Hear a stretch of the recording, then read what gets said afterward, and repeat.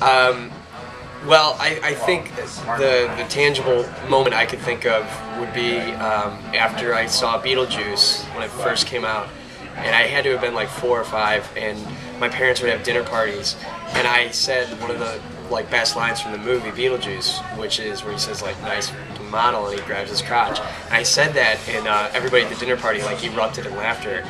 And I really was like, oh, I like this. So every time my parents would have a dinner party, I would say vulgar lines from films to get a laugh. And then the novelty of that started to wear off pretty quickly. So I would put on random shows. I would just get my friends together while my parents would have dinner parties, and then I would put on a show. It would just be based off of movies that were popular. So I knew Jaws was really popular. Not when I obviously came out in the 70s, but I was like, let's do a Jaws. I got a Jaws stuffed shark, and we did a 5-minute version of Jaws, and I would just do that. Then I wrote a sequel to Austin Powers, in the 4th or 5th grade, and I just You remember what was it called? It was Austin Powers 2. And it was about the clone of Austin Powers. There was no story structure whatsoever. It was essentially Austin Powers 1. But a friend of mine, we couldn't decide who wanted to play Austin Powers, so the story was that there was a clone.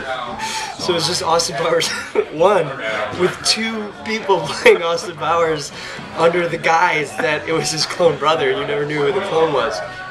So I think that was when I knew that I needed to perform, even when it was just copying things I had seen before. I just had to do that. With music, I was 16 years old, and I was really awkward, and I wasn't getting any female attention really, and I wanted to be the fun guy at the bonfire, and I couldn't just recite lines from Beetlejuice anymore.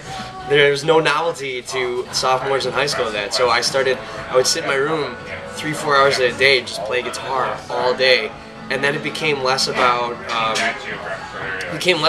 girls and more just being the life of the party. I wanted to be that guy who was like, Brennan, get your guitar. And I'm like, no. I'm like, come on, Brennan, get your guitar. I'm like, no, really? Okay, I'll do one song. I wanted to be the one that people look to for the entertainment. And it was like a drug. I had it to just be entertaining.